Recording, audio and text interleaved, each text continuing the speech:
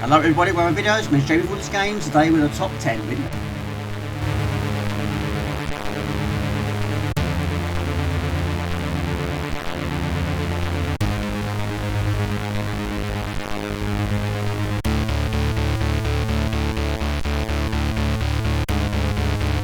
I did a similar video to this last year on the Amiga, and for that one I did my top 10 Halloween themed levels, or horror themed levels. I couldn't think of many on the CD4. So this year we're going for my top 10 Halloween themed games.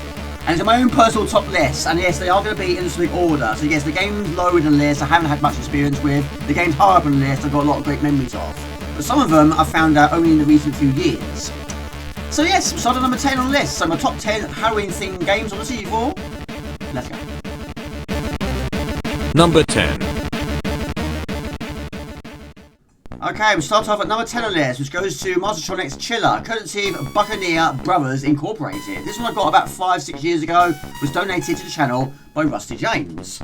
Where's your girlfriend from the haunted house and returns your car?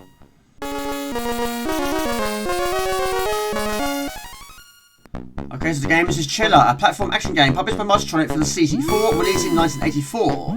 The game was later released for Z Spectrum, MSX and Amstrad CPC in 1985. While trying to reach the haunted mansion in which your kidnapped lady is held, your car runs out of fuel. As a result, you must continue on foot to reach her. And this is a great game, but I haven't finished it though. But yeah, this one was donated to the channel by Rusty James. And yeah, I don't think the game itself isn't overly long, but it is very challenging. Now you can lose energy as quickly as you can gain it. You've got to try and find all these crosses, magical crosses. Find them all on the stage to move on.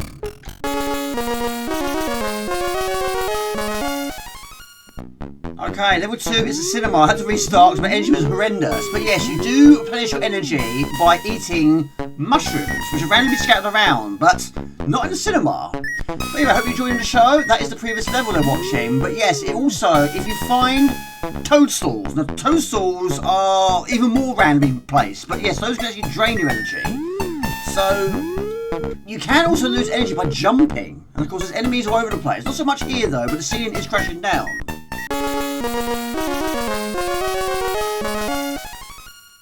Okay, level 3 is the ghetto. Save your energy, you'll need it. You are the jackal, and you are metamorphosing into a werewolf. Your aim is to rescue your girlfriend, who fled in terror into the house of the undead. Can you save her before the demons of hell get to her? Probably not today, but yeah, this is the ghetto. And amazingly, falling from a big distance is not an instant kill, but your energy does drain when you jump. So you've got to try and manoeuvre your way through the level with doing as little amount of jumping as possible. But also, where the crosses are located, where the mushrooms are located, they're also quite difficult to get to. Because I like to put things you've got to try and avoid near things you need to pick up. But falling from a height is not an instant kill, but of course, the more you progress in this game, there's going to be more and more enemies introduced. Anything that flies is always a problem.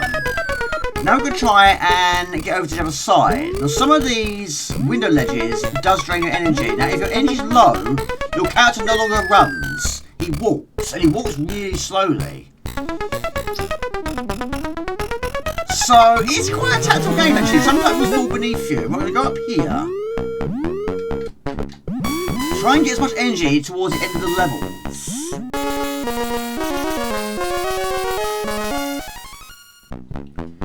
Okay, we do one more, but yes, this is the level I do sometimes reach. I don't always get past it though. This is the graveyard. The midnight hour is close at hand. Your death awaits in this evil land. And it's very difficult to tell what land is able to be stepped onto. Very difficult to tell. And also platforms fall beneath you. Like a manic miner, that sort of thing. So it tells you at the top of the screen we've got 16 magic crosses. And there's enemies all over the place, but it's very difficult to tell where you're actually supposed to go. You can go onto the path.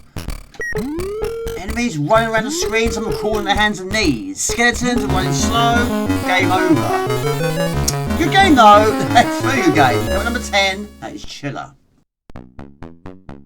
Number 9. Okay, we arrive at number 9. This is a game I only found out about a couple of years ago. This is Mr. Bethesda, Eurobyte by Dave Lucas. Okay, so the game is Mr. Mephisto, a video game written for the Commodore 64 by Dave Lucas and published by Eurobyte in 1984. A port to the BBC Micro followed in 1986. The game consists of a number of levels through which the player navigates to collect rings to make it safely to the exit. A team of demons attempt to block the player's path. Contact with the demon results in instant death, and one or more scrolling staircases further hamper the player's progress. Very difficult to read at the same time I'm doing it. It's great! I've known about it for the last couple of years or so. First level isn't too bad. Got to try and get to the exit door while avoiding demons, or devils. Okay, so this is level 2. Now this is one of the sort of games where the score you earn per level determines on how fast you get through the level. So in the top right corner of the screen we can see our bonus is reducing all the time. Now these devils, demons, I don't know if there's any specific pattern to them, but yes, the slightest touch and you die. If you fall off the platform, I believe you go back to the previous screen. Well, a lot of the time you'll be waiting for the right time to make a move. Now, sometimes they're quite close together like that, and sometimes they're not. But did you realise this game does actually have the option to change speeds? This is speed 2, the default is speed 1, you can actually increase it to a maximum of 4. Right, so we're going to go to the left door, pick up the key and head over to the middle door, or close to the middle door, don't actually go through the middle door, pick up the cross and head over to the right door, providing it's clear of course. Which remember time it is, but we're not going to get over there in time. These demon devils are up to the usual tricks, so we're going to wait here, don't fall off the platform, we shouldn't do. Go, go, go. So we're going to pick up the cross, and to save time, we're going to head back, because yes, there is another one. You can jump. Can't jump very far. Go, go, go. I don't know if we can do it in time. We'll see. We'll see. Yes, we did. There you go. Okay, this is level 3. Like the last game, I do sometimes get here, but it's very rare I get past here. But I haven't really sort of played it that much since I found it 2 years ago. It was basically prior to doing a C64 Halloween stream. I was just searching the internet to see what games I could possibly play for that stream. And I saw this game, gave it a try, and I really enjoyed it. The stairway to heaven is fraught with peril. Demons block your every move. Fearsome ghouls force you back ever downwards into the flaming abyss of hell. And this one, we've got to try and draw that ghoul away from the right door. Now, sometimes they go to the left, sometimes they go to the right. Sometimes it's quite difficult to tell. We've got to try and draw him away from that door by basically going to the top level. And then retreating at the right time. That's not too bad, actually. Right, we're going to head over to the right and wait for the right time once again. So I don't think we have to go anywhere else other than that right door. Right, getting close to 2,200, but yeah, I'm still waiting for the right time. But yeah, sometimes it goes to the left, sometimes it goes to the right, and sometimes you actually have 4 on the screen. But yeah, I don't know. There's got to be a pattern, surely, maybe, don't know. But the ghoul is away. And we're going now. There you go. More footage, that is Mr. Mephisto. Number 8. Okay, move over to a classic. It's fantastic. Ghouls and Ghosts. Difficult though, they always are. But this one was actually the first one I played back in the day. Got this one in 1989. Ghouls and Ghosts. Okay, so the game is Ghouls and Ghosts, a 1988 platform game, developed and published by Capcom in arcades. It's a sequel to the 1985 game Ghosts and Goblins, and the second game in the Ghosts and Goblins series. It was a commercial success, becoming the 8th highest grossing arcade game in 1989 in Japan, and was also critically acclaimed with the Sega Genesis version winning 4 awards from Electronic Gaming Monthly in 1989, including Best Game of the Year. And for this video, it features a number 8. But yes, if you're going to be having a list like this, it's got to be in there. Well, one of them has to be anyway. This was actually the first game I played in the Ghouls and Ghosts and Goblins series. But I did get the Amiga version 1 year later. But I haven't finished this version. But we have got the best armour. But yes, it's very easy to lose your armour. It's very difficult to get it back though. But yes, some weapons are good, some are not so good, including the torch, which I don't particularly want. I'm hoping it to disappear. I don't think it will. But if we hold the fire button down, we can do a super weapon. I don't know what its technical term is, but torch isn't great, but that wasn't great either, really. But we still have armour. That's the most important thing. It's very rare I get to a boss, it's very rare I finish a level with the armour I had at the start of the level. But you can occasionally get it back. But also what I liked about this version is you can actually fire in the air. I mean, you can do it in Ghosts and Goblins also, but you can fire in more directions on this one. But not a lot of background, as you can see. It's very black, but it's not as difficult as the Amiga version. Bear in mind, back in the day I did finish the Amiga version. In fact, I did a back-to-back completion. I mean, it wasn't flawless, but that was a great achievement for me. Considering how difficult they are. I mean, they're all difficult. Every single one is difficult. They always are. There's no such thing as an easy Ghouls and Ghosts and Goblins game. But I haven't played all of them. Back-to-back torches. Oh my goodness me. But yeah, the Amiga version is the version I played the most, and the problems with that one is it has no in-game sound effects. It's not a big problem, but what was a big problem was the enemy respawns. They do it occasionally here. They spawn right on top of you. So once again, if we get that far, it's going to be a confrontation with the boss with no armour. Is there a secret around here? No, we are dead though. That's one way to get your armour back. So yeah, nobody wants to die in a computer game, but sometimes a game like this, dying, providing you've reached a checkpoint, ain't such a bad thing, because that's why we've got our armour back. And now I've got this weapon. I don't know what it technically is. It's sort of discus with a blade on 4 sides. But yeah, if you've got the super armour, or the gold armour, whatever it's technically called, yes, every one is different, provided which weapon you have at the time. But now we should be able to survive a bit more better now, having technically 2 hits. But in later games, it did extend that. But yeah, it does need to have more armour pickups. I mean, there's bound to be secrets. Some I know, some I don't know. But there's got to be some more somewhere. I have no idea. But we have arrived with 3 lives. And I do forget this game has the evil time limit. So, this boss is difficult on certain versions. This one is killed me more times on the Mii version, but on some versions it's gigantic. On this one it's fast. It doesn't take that many hits, but you're firing the wrong way, Jamie. You're firing the wrong way. What we need is a key. There we go. Have a key to come in. And of course, the music by Tim Follin is amazing. Number 7. Okay, next on the list, Shadow over Hawksmill. This wasn't the one I originally put in number 7. In fact, I've changed it twice, but now I've made a final decision. This one came out in the year 2020. Okay, so the game is Shadow over Hawksmill, an adventure game for the C64, developed by Icon64 and published by Sideshow Software in the year 2020. And for this video, I put it in at number 7. But yes, I changed my mind twice. The game I was going to put originally in number 7, I changed. Then I changed it again. I've gone for this one. Now, I haven't played this one as much as The Legend of Atlantis, but this one fits more into the horror category. We picked up the green key and used it immediately. Inspector Black has been called up to a small village of Hawksmill. Disappearances of villagers have their local police baffled. As a specialist in missing persons, your expertise will be most welcome to help solve the case. Upon arriving, however, the village is quiet, empty. Not a single person, adult or child has been seen. What strange circumstances have happened here? Grabbing your trusty revolver, you make your way across the cobbled lane and into the Shadow over Hawksmill. And this one I've played a few times. I haven't played it as much as the other game, but yes, it's a good game. Like I say, it just fits the category a bit better. We found the gold cross. But yes, you do have limited ammunition, and the enemies in the early stages are quite easy seen.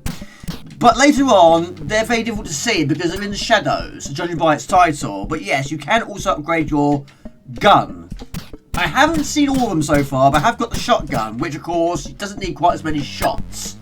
But you got to literally check everywhere. Just found a human head. Check everywhere. There's going to be something somewhere to pick up. And it's one of those sort of games you pick up an item and use it with a specific thing. Now, we can't go very far until we find the rock hammer, which I've literally just picked up. We're going to use that very soon. So yeah, the early stage of the game is very quiet, not many enemies around. It doesn't take long for more to arrive on the scene. But yes, it's very difficult to see because they're hiding in the shadows. Occasional traps are in place. But yes, you hold the fire button down and a crosshair will appear. Move it up and down to pinpoint where they are and deal with them. But in doing that, because lots of enemies do respawn in this game, yes, you can run out of ammo very quickly. So we've got to use our revolver. But yeah, it starts off with 50. But pouches of 100, 200, 300, 500 and 999 can be found. And we found the rock hammer. I'm going to use it on this wall. Bring on the wall. When you're doing that, make sure you equip your pistol. But yeah, down here there should be our first pouch. 27 ain't much in a game that has limited ammunition and a lot of enemies nearby. But even in a well-lit room, they are difficult to see at times. Press down to read what's on the tombstone. The take of souls awaits in the dark places. But yes, a lot of searching is needed in this game. We found the purple key. Alright, enemies everywhere, and also these symbols. But yes, you start off with basically the pistol, which has a 1 hit points of damage and a medium reload time. Just pick up the shotgun. You have the 3 hit points of damage with a slow reload time. The machine gun, which I haven't seen yet, you have 1 hit points of damage and a very, very fast reload time. And you had that with a 999 pouch. You'd be firing all cylinders. But it's very easy in the early stages to run out of ammunition. Right there is another item. That's a metal lever. But yeah, what would have been nice if they did what they did in The Last Ninja. When you enter a room and there's something you can pick up, it flashes for a split seconds. But here, if they do the scene that you can't see it, you'll be crouching everywhere and hope for the best. Right, on my possession, I should have the item I need, which is the metal lever. Click. There we go. In this action-adventure game, you play as a police detective from 1947 London. Your speciality is investigating missing persons reported. You've been called in to find out what happened in the sleepy village of Hawksmill. For no apparent reason, the entire population has vanished and you must find out what has happened. Oh, and there. Click. Yeah, I mean, I haven't found out much about this game so far, but it is a very good game. It's superb. Click. Once again, make sure you keep a metal lever on your possession at all times in a situation like this. And this is what they do quite a lot in their games. So this is a game which you're going to need a notepad and pen for sure. But I haven't got far enough to really find out more about it. We found an apple, so that can actually replenish our health. And we found a gold wolf. But yeah, I'm assuming a very long game, but it's a great game. More than enough footage, that is Shadow over Hawksmill. Oh. We've just freed some people. Nice. I've got no bullets though. I've got nothing. No ammo whatsoever. Number 6. Okay, the Flash of Lightning confirms. Arrive at number 6. Again, another fairly newish game. This is Obey the More, a game which I have finished on live stream. So at number 6.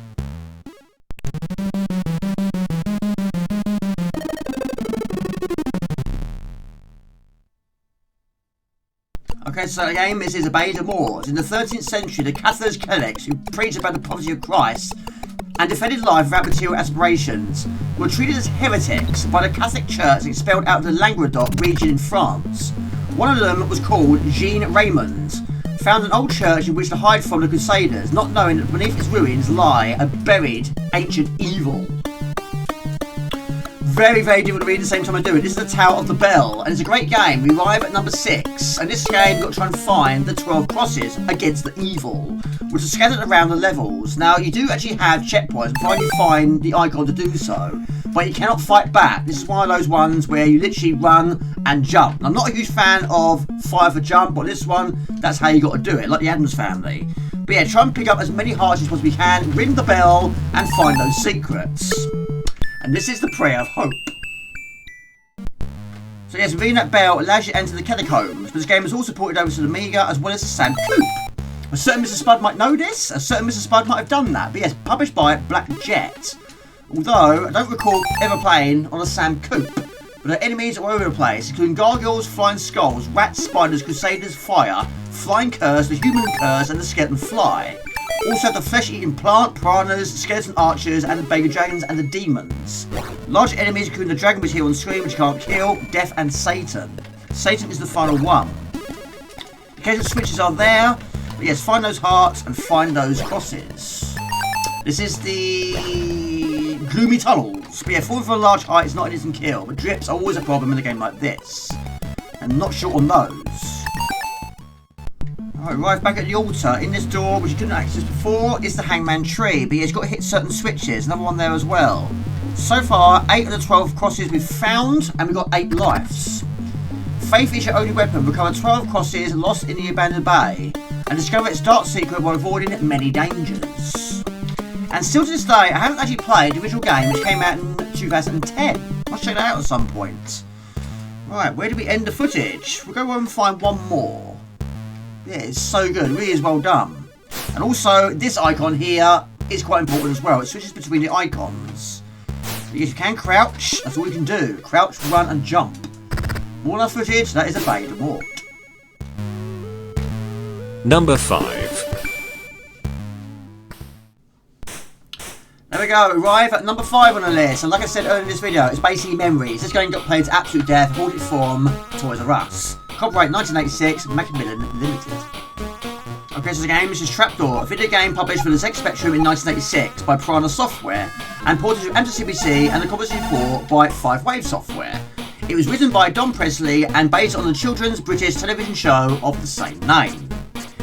A program I used to watch loads back in the day. I used to have it on VHS video, I don't have it anymore, but I do have it on DVD. And I also do have the second game, but this one, in my personal opinion, was better. Now, it's actually quite a difficult game, but the first level is always the same. Burke, get me a can of worms. Now, this is not too bad, but the problem is, it's always been a problem, it's Drut. Now, Drut likes to eat worms. The same worms we want to send up to the thing, upstairs. So what I like to do is I like to throw him down the trapdoor, because he does sometimes steal the worms from your hands. Just like that. And like Joey in Beneath the Steel Sky, he's always getting in your way. But yeah, Burke isn't the quickest. He's only got little legs. So Drut is in my way. Move it, and we're going to put you in the trapdoor. He doesn't know it yet. He's right on cue. Hurls him into the air. He's going down there. Right, no more worm stealing for you. Now, depending on how many you send to him will determine how much points are offered. And this game does have a time limit, which is a big bar on the right-hand side. But yes, with Drut out of the equation, it's so much easier. Now, you can pick up Boney, and he basically gives you hints. He can't do much else. He's got no arms or legs. So, that should do it. I'm going to send him 3. 3 should be enough. But yes, the first one is the most simplest of all the tasks you've got to do. After that, they are randomised. But yes, you can send less than that, but yes, if you send him less, he's not going to be approving of that, so you're not going to get as awarded as much as you send him 3, or maybe even 4, I'm not sure. It's going up there anyway. Right, lovely worms, well done, Burke. There we go, so you get points for that. We'll take some time to get there. In Trapdoor, the player takes control of Burke, who must perform tasks for the thing upstairs, a never-seen entity who lives in the upper floors of the castle where Burke works. In order to help him complete his task, Burke must use his many objects lying around his part of the castle, as well as the creatures that emerge from the trapdoor. Right, I had to restart, made a mistake. Right, this one's going to be incredibly edited down. Burke, I want some fried eggs. Score 2,160. Every time you start a new task, your timer is reset. So this one, we need a tray. We also need a projectile, and of course we need a bird. Now in that trapdoor, yes, Drut is still there. But there are 4 creatures. 3 of them you need for certain tasks, and 1 is a handful. And that one is a ghost. Now the ghost gets released, you can get rid of him by feeding him a worm. But if he finds you, he zaps you, it will send you somewhere randomly in the castle, which loses you quite a lot of time. And there is Drut. Briefly, he's back down there. Now we don't need worms for this one, but yes, we do need a projectile. But as you press the T button on your keyboard, you actually tip the item you've got in your possession. What we need is a basket. In that basket is a projectile. And I'm going to put it on the trapdoor, wait for the right time, and hit that bird right at the bottom with the projectile. His eyes will pop, and then he'll lay an egg. And you've got to do that, I think, 3 times. Right, so the trap is set. Now we need our bird. And make sure the projectile doesn't fall down the trapdoor. That's very easily done. So there we go. His eyes have gone double in size, so he's ready to lay an egg. So we need to be in the right location. It's gonna be pixel perfect. So there he is. I'm probably not gonna get there in time. I'm gonna try, and also it's gonna be fairly central. But yes, 3 is okay, but really what he wants is 4. And that's the first one, confirmed by the sound. 2. Yes, 2 confirmed. Got to be absolutely perfect, otherwise it will just fall on the floor and break. When it breaks, it disappears. Right, that's number 3. I don't know what the timing is, but that's been on there quite some time. So we're going to pick it up, put it on the hatch and send it up to him. But yes, time is okay. I have also played this game on the ZX Spectrum. In fact, I did that on a live stream also. Look down. Don't cool down. Please don't cool down. But yes, 4, you'll be delighted with 4.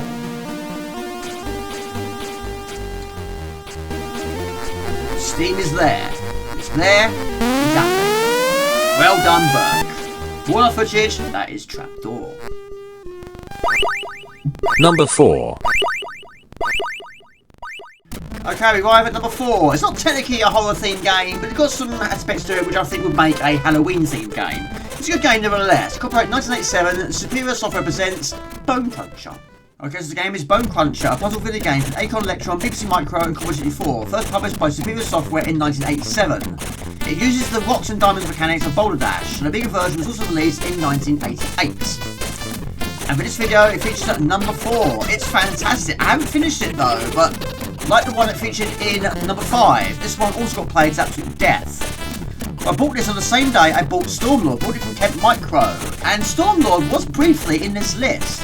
I recorded the footage, I edited the footage, I put it in number 7, and I watched it back, and I thought to myself, is this really a horror themed game? I don't think it is. I think this game more likely is to be a Halloween themed game.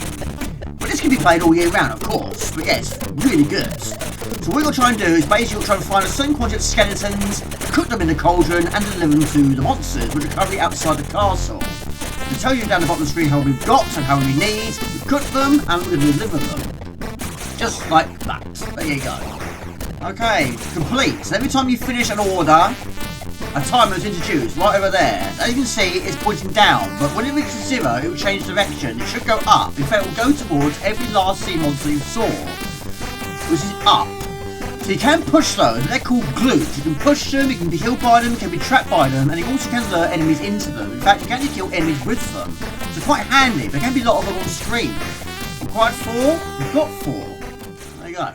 Right, another one is done. The player controls a dragon called Bono, who operates a soap business. He collects bones from around the chambers of the castle and uses them to make soap in the cauldron. He then delivers the soap to the sea monster, situated at various exits of the castle. Up it goes. Of course, it will follow the last sea monster we saw. But yes, there's 22 chambers, and the chambers are quite long, but unfortunately, I've only got past level 1. I've never got past level 2, for the same reason every single time. I get stuck. It's very easy to get stuck with these glutes. We've got trap in itself, trap in the cauldron, or the staircase itself. Okay, off we go again. We've still got 5 lives intact. Another order is introduced. We need 1 this time. Now you might have seen in the first screen, there's a character that is locked behind a door, and he is down the bottom left corner of the screen, as you can see, jumping for joy, 3 out of 86. Now his name is Fozzie, and still to this day, I have no idea what the purpose of him is. Now you can set him free, but also he can be killed by these glutes. It's so easy to be killed by these glutes, but if you get killed, or if he gets killed, he gets turned into a skeleton. And you could technically use that skeleton as soap to gain more. And who could ever ask for more? And there is our postcard, is Frankenstein. So there we go, that's the end of the first level. We arrive at level 2. The boulders are living creatures known as glutes, and rather than heading down the screen, they head in the direction of the bathing sea monster. As such, they change direction during play, which changes the layout of the maze. This means the player must decide the order that the soap must be delivered. Glutes are generally harmless, but can crush the player when they move. There are other 2 creatures in the castle, monsters and spiders. Monsters can be trapped by pushing glutes into them. If they can't move, they turn into skeletons, which Bono can collect and use to make soap. They also can be lured into trapdoors, but in doing that, their bones are lost. Spiders, as well as being deadly to Bono, can also eat skeletons. And that I didn't know. Okay, a quick go at this bit. Now this has been incredibly edited down. This is a bit I always mess up. So you've got to lure the monster into the trap. But in doing that, you'll lose those bones. So the glutes will move towards the last sea monster that you visited. And I always go to that one. I don't think that's the right way to do. We're going to put them into this cauldron, but we're going to go to the top.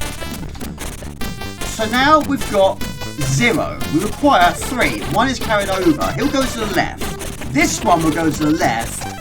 But now it will go to the right, which is the right way to go. So now we'll wait for the timer to reach 0. To the right, which will block it in. I've also found out that the 3 out of 98, that's actually Fozzie's energy. Now he's trapped. That will deduct. Once it gets to 0, he dies. So we've got 1, 2, 3. We've got to lure these into traps once again. Into there. And we need 2, we've got 8. Put them in there. Up we go. And that will go in there. Right. Now they will move towards that one now. And I'm hoping this is going to go down, not up. Which is interesting. Maybe it goes round the loop, I don't know. I'm quite surprised that goes down like that. It shouldn't technically. So we're going to move the earth. Push. Just don't get killed. In we go. Cauldron, check, and as you can see, he's trapped in there. So he'll die when that reaches 0. Yabba dabba doo! The password is morphical. What about a cup of tea? Definitely. I think that's the first time I've done it. It took me years to get past that. All that footage, that is Bone Puncher. Number 3. There we go, we arrive at number 3, and like the last game, this one isn't technically a horror themed game, but it makes a good Halloween game. In fact, I did play this on a Halloween stream a couple of years ago. It's fantastic, and this is still sealed. I really want to open it, but part of me doesn't. Okay, so the game is Wizard, a video game developed for the Commodore 64, written by Sean A. Moore, for Progressive Peripherals and Software out of Denver, Colorado in 1984. Each level contains keys. The object is for Wilfred the Wizard to get each key to move on to the next location. Each level requires a different spell to find a key, and every key found gives Wilfred an infinite amount of time to cast a spell. Some spells cast projectiles which can either kill or freeze enemies, while some teleport Wilfred around, others by turning him into a non-corporeal shadow, or by instantly moving him to his starting point. And where is my starting point? It's right there. It's fantastic. Like the last game, it's not technically a horror game. It's not really a Halloween theme either, but it's more Halloween than horror. But it's brilliant. I have to admit though, I had never played this game back in the day. It was first brought to my attention when it was requested as a long play by Dry Lint. And when I found out about it, I just couldn't stop playing it. A really cool idea. And you can actually change the speed of your game. But you've got to try and find the key. Once you have found the key, you've got to try and find the lock. You don't technically have to pick up everything, but it helps with additional points. But like Jumpman and Jumpman Jr., enemies are different per stage. In this case, we've got to try and avoid this guy. Now, falling from a small distance is an instant kill. But there we go. Another one is complete. Right, look before you leap. Now, I love the fact that each level has a description. But yes, I think there's a similar one to Jumpman Jr. or Jumpman, like this. But basically, yes, the arrows are shot at you from either side of the screen. Now, some icons will actually put certain platforms in place, like a staircase or a platform, like that, which is a really cool idea. So you can jump over the arrows. You can't jump overly high or jump overly far. So we've got our key, but yes, you can also teleport to the other sides of the playfields. There you go. Right, key, slime, pie. I love how these levels build themselves. Enemies include witches, knights, giant insects, and other monsters. In this case, we've got boulders and snakes. Every time you see an arrow in a doorway, it'll basically take you that way. That will teleport you down to the bottom, or bottom-ish. Trophies, points. In this case, extra ladders. This time set your rope on fire. Alright, there we go. Great balls of fire. Right, 2 arrow doors. Plenty of keys. I believe only 1 key is needed. But the spell is the fireball. Not we're going to need it here. Get the key quick is the device it gives you. I mean, out of the 2, I think ropes are more difficult, especially jumping onto one. Right, blast them suckers. We're out of there. Right, Simon Says. All the rules of Simon Says. Only do what Simon says, and Simon says so. If he doesn't, then don't. Right, take a trophy, because Simon said so. We'll do just that. 300 points for that. Simon says get one of those, whatever they are. As you said so, I will do so. And he says take one of those. Amongst all this going on, we need a key. Alright, Simon says take a trophy. Now if you get it wrong, or you don't do it, I think it kills. I think that's right. Right, take one of those. No, we won't. You didn't say so. Do that instead. There you go. Right, I've got a magic missile. I forgot what this one does. Oh. It throws a cat at them. I don't recall seeing that one before. Right, arrow picks. Right, we'll do one more. Oh my gosh. I'm not a huge fan of ropes. More ropes and shake a stick at. Right, where's our key? Right down the bottom. Right. Now, I forgot about that. Stairs aren't there, you slip and slide. Crikey, that's close. Right, now we head over to the other side. But yes, pick up what you can, Jamie. It all helps. It's risky. It's always risky. But we have got projectiles falling from the top. You can't fall big distances. Can't we fall small distances, really? That one's complete. Feather fall. Congratulations, 10 levels have been completed. Bonus 2 wizards. There you go. Right, there we go. It's official horror game now. There you go. The Haunted Castle. We'll do one more. We've got a key on the right, the lock on the left. We have a ghoul and a bat. 2 arrowed archways, a drawbridge, and a lot to see and do. But we do have the levitate spell, which I might use to try and get as many of those trophies as possible. All for just 1 point, of course. So let's go get that key. Right, it's flying my way. But yes, the last game had no in-game sound effects, only music. This one has no in-game music, or title screen music for that matter, but it does have sound effects. So basically it's the other way round. Right, let's try and get up there.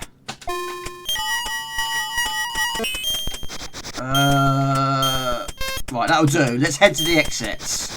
Just right up there. But we can levitate all the way up to the top. You could technically do that. If you've got the spells, it'd be a shame to waste them.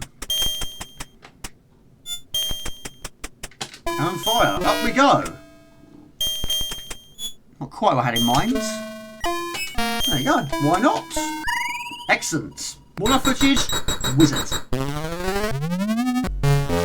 Number 2. There we go, we arrive at number 2 on the list. One of my favourites on the C4. This got played to absolute death after I bought it from John Menzies. I've finished it, took me years to finish it, but today, number 2, Dragon Skull. Okay, so the game, this is Dragon Skull, an action-adventure game for the Commodore 64, published by Ultimate Play the Game in January 1986. It's a sequel to The Staff of Karnath, Entombed and Black Witch, and the final title that features aristocrat adventurer Sir Arthur Pendragon. The game was created by brothers Dave and Bob Thomas. And a very loud and proud opening screen, but you stand on the star to deactivate the force field. But yes, this is a game which I got from John Menzies. What I paid for it I cannot remember, but I was absolutely addicted to this game, and for this video it features at number 2. It might not be everyone's tastes, but me, I just couldn't stop playing it. I really liked it. It took me years to finish though. Now you start the game off with very, very limited skills. You do have the fireball and the jump, but you don't have the spade. You do that by shooting it with the fireball. And with that, we're going to use that to try and find our second item, which is the invincibility cloak. Quite similar to the one you get in the Harry Potter movies. So this involves us going outside again. But I suppose in a way, because I was a big fan of Nightmare, it kind of in a way felt like that. So every room, yes the rooms are quite similar, but I quite like that you had enemies in certain rooms. And yes, it can be a bit of a maze at times. So now we've got the spade, we can equip the spade, and around here somewhere is the cloak. Now there are some rooms which avoiding damage is impossible, but using the invincibility cloak will help you with that. But unfortunately it is actually limited in use. So you use the arrow keys to manoeuvre around your inventory. And this I'm pretty sure is a bad one. It is a bad one. So we don't actually technically lose a life, but we're going to lose some of our energy. But yes, take too much damage and you do lose lives. But you can earn them along the way. So we're going to keep that equipped. But yes, you go either left or right. Some of them are actually dead ends. But yes, the jump, which you do have in previous games, you don't really need it in this game. But this is the lava room, and you're going to take damage no matter what. But yes, you could use the cloak, but you don't want to use it in the early stages, because in later levels, there is actually back-to-back lava rooms. So we're going to use the spade for the second time. So we've lost a life, we've got it back almost immediately. Right, so we arrive at our first dragon, but yes, there are quite a few in this game, but yes, only one features in the first level, and some levels there's actually more than one. Unfortunately, no energy bar on the screen, and also no weapon upgrades in this game either. So yes, this is all we have. So yes, you do have to jump, as I mentioned, but yes, you don't actually technically need it. I can't think of a single screen where you need it, really, to be honest with you. But I suppose it only incorporated it because it did feature in previous games. And when it comes to the previous ones, I've only seen, for play, should we say, the Black Witch, which takes place on a boat. But you don't have fireballs, I don't think, but you have to use a sword. Like the spade in this one, you've got to find it first. Dragon Skull is an arcade adventure in an isometric perspective set in the fictional island of Dragon's Skull. What's happened to my skin? It's gone blue. Where the player must find and destroy the Skull of Souls. The gameplay is more exploration than puzzle solving compared to its predecessors. I've never seen that before. It's never happened before. Right, we're good to go with a score of 4,230. And this guy here, I've tried so many times, you can't kill him. Just run past him. I'm pretty sure there's another lava room around here somewhere.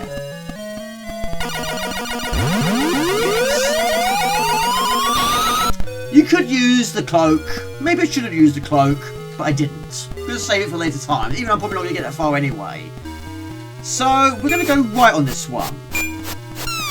And falling debris is my nemesis. It's deadly in every game that features it. And yes, it does feature here as well. So, just keep going. I mean, each life, you do have an energy bar. I don't technically see it, though, but you can sustain quite a lot of damage. 4,230. But yes, they are quite samey, these screens. This one, I don't know. I've got a funny feeling this is bad. It is bad. Alright, we'll carry on. At least we now know. And we have another dragon. I'm quite surprised. I don't remember being 2 on the first level. Ooh, this is on the right. Right, I'm having at the moment. I'm being an absolute nincompoop. You don't have levels. It's one big long level. When you cross that bridge, the second bridge, that's technically another area, which is why there's another dragon. So it's not technically the same level. Well, it is in a way. I suppose it is. It's one big massive level. I have to admit, my dodging skills has improved greatly from the old days. Got an extra life. But yeah, I got nowhere. I just couldn't figure it out in my young days. I thought, what's going on here? Nothing's happening. But yeah, you've got to try and kill a certain quantity. And I was keeping count, and I lost count. There's the jumping mechanic. There we go. Right, final piece of footage. We're going to go beyond this door. Beyond this door is a double lava room. And we activate it, and the lava room is not a problem anymore. But basically, yes, it's one use. It will wear off. You can't change it in mid-use. So, I mean, that will take some serious damage going through there anyway. But that's more than footage. That is Dragon's Skull. Number 1.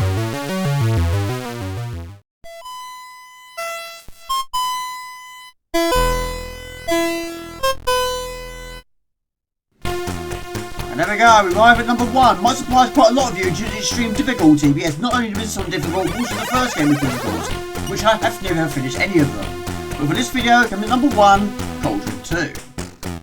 Okay, this game is Cauldron 2, a video game published by British developer Palace Software as a sequel to the 1995 game Cauldron, a 2D platform game that was released in 1986 on ZX Spectrum, C64 and Amstrad CPC. And yes, it does feature at number 1. It's my favourite game on this list, but it might surprise quite a lot of you. Yes, it's known to be difficult. It is difficult. I probably will never ever finish it. I've always wanted to finish it. I've always wanted to get better at the game, which is why I'm always playing it. It's one of those go back to games. My friend at school, Robert, he had this, and I've never seen it before. But I like the art style. I love the challenge to it, and I like the bouncing mechanic. I like the characters.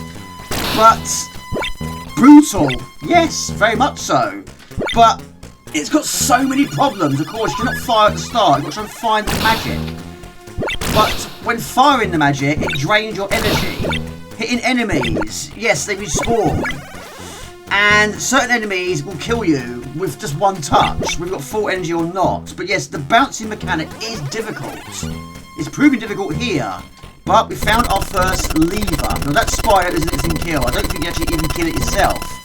But yes, I wish there was no enemy respawn, but you can fire in multiple directions. So your character He's a very comical character, isn't he? He has a small, medium, and a large bounce. And it's very difficult to not fire. He sort of does it automatic, really. So it tells you at the top of the screen how much magic we've got, which is not very much. But there's going to be a few deaths along the way, of course. You expect that. I mean, sometimes it is just down to luck, really. But yes, also, that's version controls.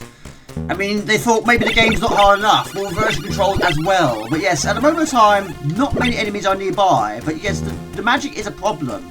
Your shooting is a problem. And knowing where to go is also a problem. But yeah, there's so many problems. But that's what I like about it. It's a challenge. It's a big, big challenge. Trying to get up to a confined space like this is also difficult. So you've got to try and pinpoint, is it a medium, small or large bounce you require?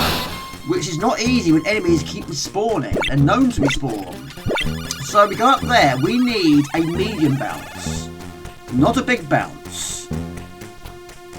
So we hold it up and down, one medium bounce. Hold it up and down, one medium bounce. And then the rest is history. We don't know what is up there. So we're pretty much back to where we started. Apart from our energy is a lot worse now. But yeah, you can fire in multiple directions. But at the moment of time, we've only got 5%, which is not going to last very long. And also here, the spider on the table kills you. The flame from the candle kills you. And killing enemies is going to drain your magic. So you're always going to run out of magic unless you know where the magic is. And notice one on the left hand side.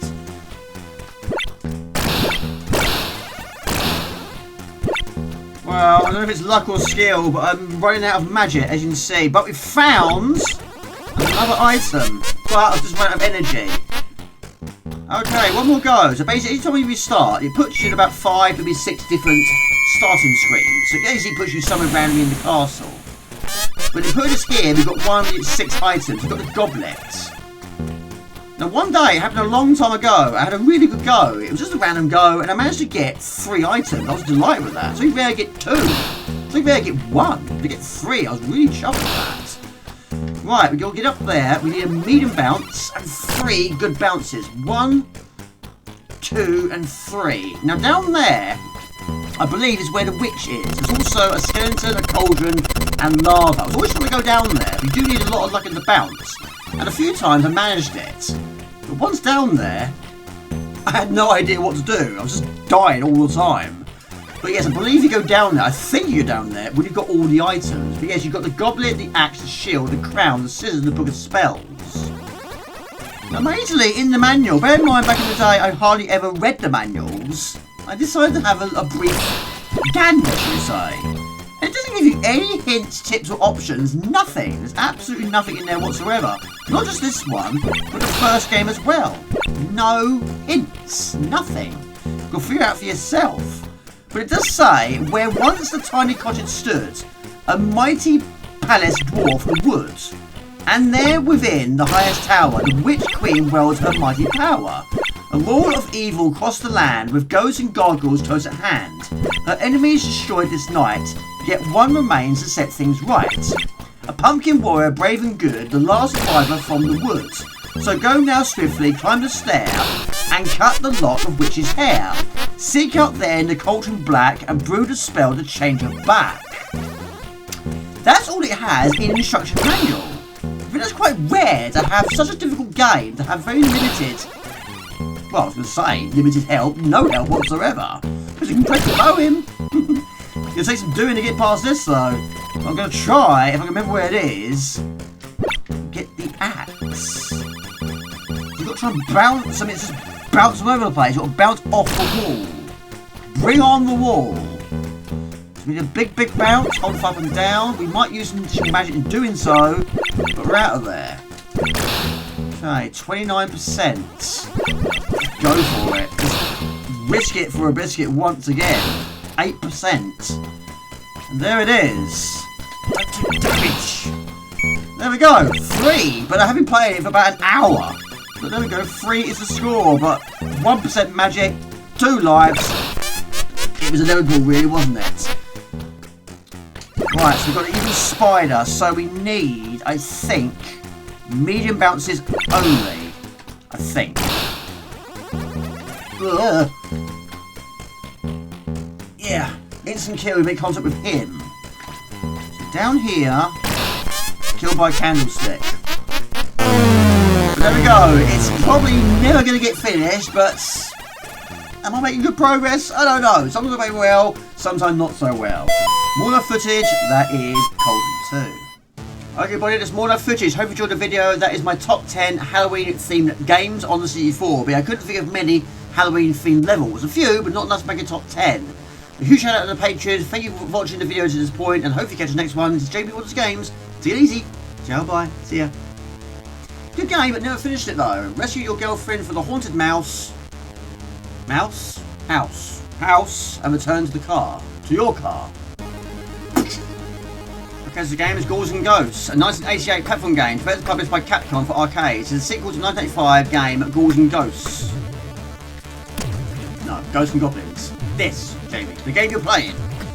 Okay, so the game is Ghouls and Ghosts, a 1988 platform game developed and published by Capcom for arcades. It's a sequel to 1985 Ghosts and Goblins, and the second sequel.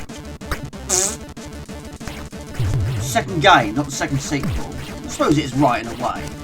Okay, so the game is Ghouls and Ghosts, a 1988 platform game developed and published by Sega. Sega? No. And the final title of the feature of the aristocrat adventurer Sir Arthur Pendragon. The game was created by brothers Dave and Thomas.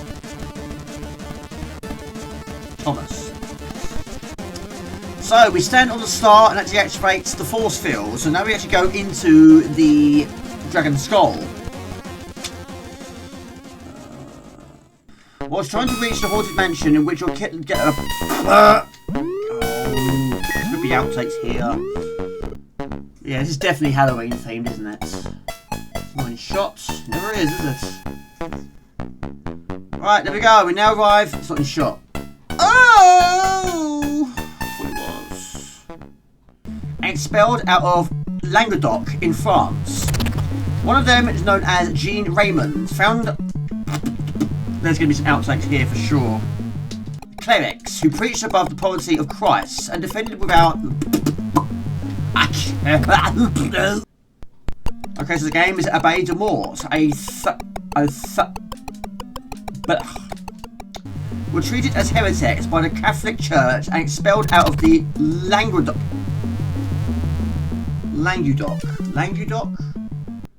Okay, so the game is Abbé de Morse. In the 13th century, the Catholic clerics who preached over the poverty of Christ